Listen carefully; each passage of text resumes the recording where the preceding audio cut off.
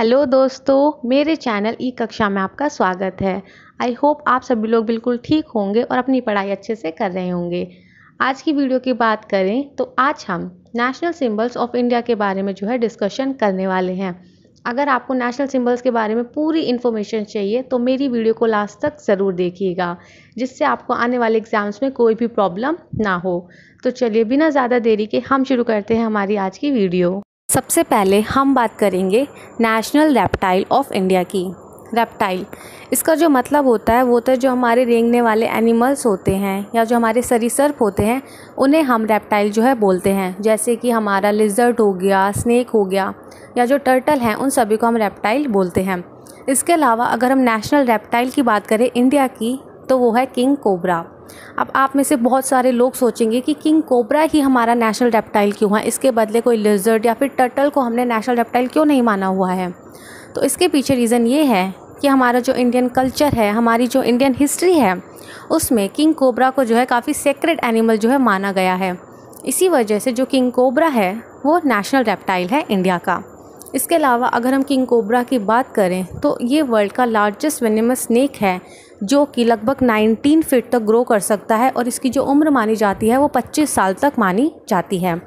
इसके अलावा king cobra की सबसे इंटरेस्टिंग बात ये है कि अगर ये किसी पर्सन को बाइट कर ले तो ये एक बार में उसकी बॉडी में लगभग 6 ml वेनम इंजेक्ट कर सकता है और माना जाता है कि उस पर्सन की लगभग 45 मिनट्स के अंदर डेथ हो जाएगी अगर किंग कोबरा उसको बाइट कर ले तो। हम बात करेंगे नेशनल वेजिटेबल ऑफ इंडिया की, जो है हमारा पम्पकिन।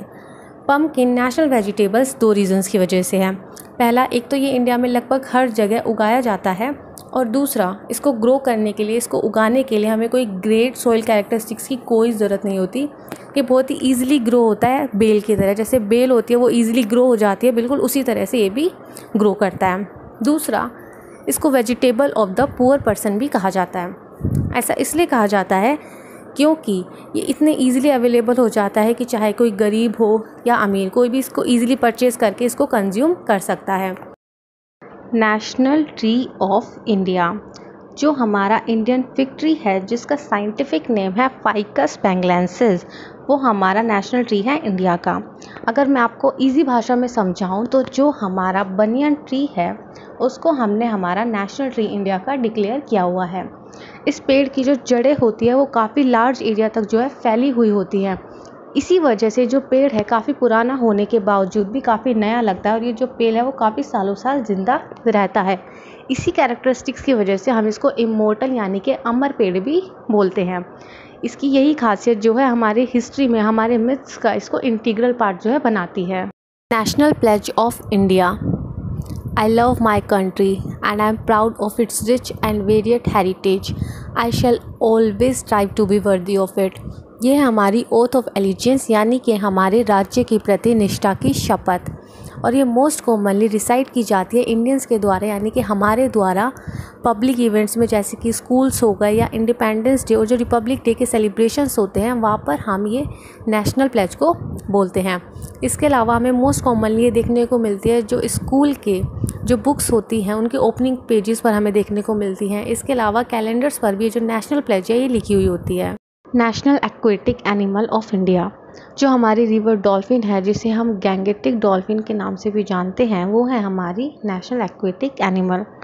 डॉल्फिन्स हमारी नेशनल एक्वेटिक एनिमल्स इसलिए हैं क्योंकि ये एक इंडिकेटर स्पीशीज़ होती है हमारे रिवर इकोसिस्टम के लिए।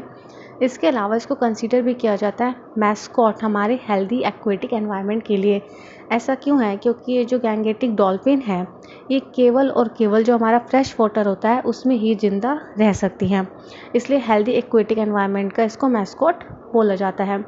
इसके अलावा हमने गैंगेटिक डॉल्फिन को ही हमारा नेशनल एक्वेटिक एनिमल क्यों बनाया है, इसके पीछे रीज़न ये है कि हम इन डॉल्फिन्स को एक्सटिंक्शन से यानी कि लुप्त होने से बचाना चाहते थे। इसी वजह से जो गवर्नमेंट है उनके द्वारा इसको national aquatic animal of India declare किया हुआ है। हम बात करेंगे हमारे national heritage animal of India की। जो एलिफेंट है उसको गवर्नमेंट के द्वारा 2010 में डिक्लेयर किया गया था national heritage animal of India. जब इसको डिक्लेयर किया गया था तो उस वक्त काफ़ी संभावनाएं थी और काफ़ी खुशी भी थी कि जो एलिफेंट है इसको हम काफ़ी बेटर ट्रीटमेंट देंगे और इसको जो है कंजर्व करके रखेंगे, क्योंकि जो हमारी माइथोलॉजीज़ है, हमारी जो हिस्ट्री है, उनमें एलिफेंट्स के बारे में काफ़ी कुछ बताया गया है और हमारी हिस्ट्री में जो एलिफेंट का काफ़ी महत्व है, क्योंकि इसको लॉर्ड गणेशा के रूप में जो है दर्शाया गया है हमारी माइथोलॉजीज़ में। इसी वजह से जो एलिफेंट है उसको हमने डिक्लेयर किया हुआ है हमारा national heritage animal of India. अगर हम बात करें नेशनल एनिमल ऑफ इंडिया की, तो हमने रॉयल बंगाल टाइगर को जो है हमारा national animal of India choose किया हुआ है। ऐसा क्यों किया हुआ है हमने? क्योंकि जो हमारी हिंदू माइथोलॉजी है और जो हमारी वैदिक एरा है उसमें टाइगर को सिंबल ऑफ पावर यानी कि शक्ति का प्रतीक जो है माना गया है। इसी वजह से टाइगर को हमने हमारा नेशनल एनिमल डिक्लेयर किया हुआ है। इसके अलावा जो टाइगर है इसका साइंटिफिक नेम है Panthera Tigris Tigris. National bird of India, हमने 1963 में पीकॉक को हमारा नेशनल बर्ड ऑफ इंडिया जो है डिक्लेयर किया था, क्योंकि जो पीकॉक है इसका हमारे इंडियन ट्रेडिशन में जो इन्वॉल्वमेंट है वो काफ़ी लेजेंडरी यानी कि काफ़ी प्रसिद्ध जो है माना जाता है। इसके अलावा अगर पीकॉक के बारे में मैं आपको सबसे इंटरेस्टिंग बात बताऊं जो शायद आपको नहीं पता होगी, वो ये है कि जो पीकॉक वर्ड है वो मेल और फीमेल दोनों बर्ड्स के लिए अप्लाई नहीं होता है। पीकॉक हम केवल और केवल जो मेल बर्ड्स होते हैं उन्हीं को बोलते हैं, जबकि फीमेल बर्ड्स के लिए हम वर्ड जो यूज़ करते हैं वो है पीहेंस। और अगर हम कलेक्टिवली इन दोनों के लिए यूज़ करें यानी कि मेल और फीमेल दोनों के लिए जो हम कलेक्टिवली वर्ड यूज़ करते हैं वो है पीफॉल। अगर हम बात करें हमारे नेशनल फ्लावर ऑफ इंडिया की, तो वो है लोटस, जिसका साइंटिफिक नेम है नीलम्बो न्यूसीफेरा गियर्टन।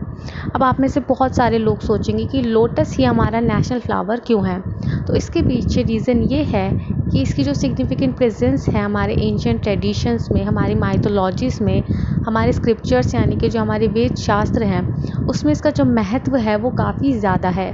इसी वजह से जो लोटस है इसको हमने हमारा नेशनल फ्लावर ऑफ इंडिया जो है डिक्लेयर किया हुआ है। नेशनल फ्लैग ऑफ इंडिया, जो हमारे भारत का झंडा है उसे कॉन्स्टिट्यूएंट असेंबली के द्वारा 22 जुलाई 1947 को जो है अडॉप्ट किया गया था।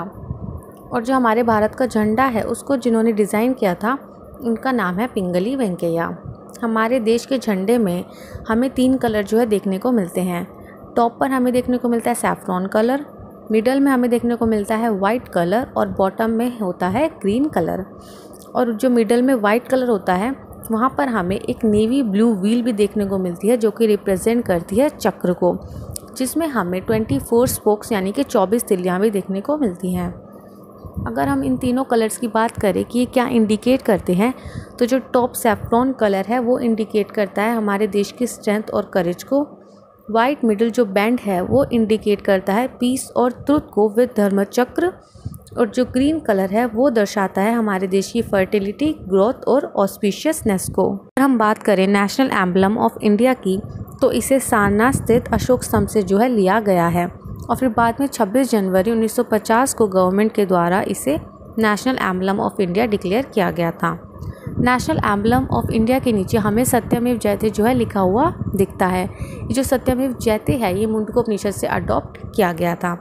इसके अलावा नेशनल एम्बलम के बारे में सबसे इम्पॉर्टेंट बात ये है कि इसमें 4 शेर हैं लेकिन हमें केवल 3 ही दिखाई पड़ते हैं। ऐसा इसलिए होता है क्योंकि जो एक शेर है वो आकृति के पीछे छिप जाता है, इसलिए हमें केवल 3 ही शेर दिखने को मिलते हैं, लेकिन जबकि इसमें रियल में 4 शेर होते हैं। नेशनल एंथम ऑफ इंडिया, जो हमारा नेशनल एंथम है जन गण मन, वो ओरिजिनली कंपोज किया गया था बंगाली में रविंद्रनाथ टैगोर के द्वारा, लेकिन इसका जो हिंदी वर्जन है वो अडॉप्ट किया गया था कॉन्स्टिट्यूएंट असेंबली के द्वारा 24 जनवरी 1950 को। इसके अलावा अगर हम बात करें कि हमारा जो नेशनल एंथम है इसको सबसे पहले कब गाया गया था, तो इसको 27 दिसंबर 1911 में इंडियन नेशनल कांग्रेस के कोलकाता सेशन में जो है सबसे पहले गाया गया था। अगर हम बात करें नेशनल सॉन्ग ऑफ इंडिया की, तो वो है वंदे मातरम। इसको जो कंपोज किया गया था वो बंकिम चंद्र चटर्जी के द्वारा संस्कृत में किया गया था। ये जो वंदे मातरम है ऐसा माना जाता है कि फ्रीडम स्ट्रगल के टाइम में काफ़ी लोगों के लिए एक इंस्पिरेशन का सोर्स जो है हुआ करता था। इसके अलावा इसे सबसे पहले 1896 के इंडियन नेशनल कांग्रेस के सेशन में जो है गाया गया था। बंकिम चंद्र चटर्जी की एक बहुत ही फेमस नॉवल है आनंद मात, उसमें इनके द्वारा जो नेशनल सॉन्ग है वंदे मातरम उसको लिखा गया था। National calendar of India. जो हमारे इंडिया का नेशनल कैलेंडर है वो है सक्का कैलेंडर, जिसे हम शालिवाहना सक्का कैलेंडर के नाम से भी जानते हैं। इसे 22 मार्च 1957 को अडॉप्ट किया गया था ग्रेगोरियन कैलेंडर के साथ ऑफिशियल पर्पस के लिए। National fruit of India.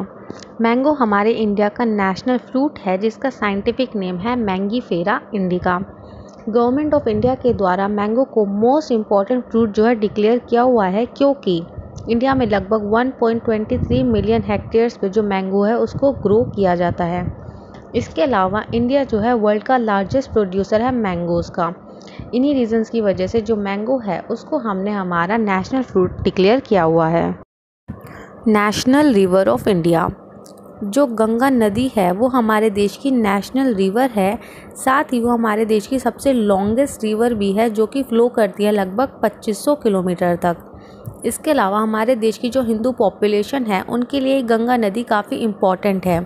वो इसे कंसीडर करते हैं अपनी मोस्ट सैक्रेड रिवर की तरह और उसकी पूजा करते हैं, वर्शिप करते हैं गंगा माँ की तरह। अगर हम बात करें नेशनल करेंसी ऑफ इंडिया की, तो जो इंडियन रुपी है वो हमारे देश की ऑफिशियल नेशनल करेंसी है, जिसे गवर्नमेंट ऑफ इंडिया के द्वारा 15 जुलाई 2010 को जो है अडॉप्ट किया गया था। इसके अलावा हम बात करें कि जो सिंबल है रुपी का, ये किसके द्वारा डिज़ाइन किया गया है, तो उनका नाम है उदय कुमार धर्मलिंगम।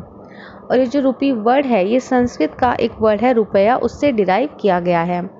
इसके अलावा सबसे इम्पॉर्टेंट बात यह है कि जो करेंसी का इशूएंस है वो पूरी तरह से जो कंट्रोल किया जाता है वो रिजर्व बैंक ऑफ इंडिया के द्वारा कंट्रोल किया जाता है। दोस्तों, ये थी हमारी आज की वीडियो, जहाँ पर हमने इंडिया के टोटल 17 नेशनल सिंबल्स के बारे में जो है डिस्कशन किया था।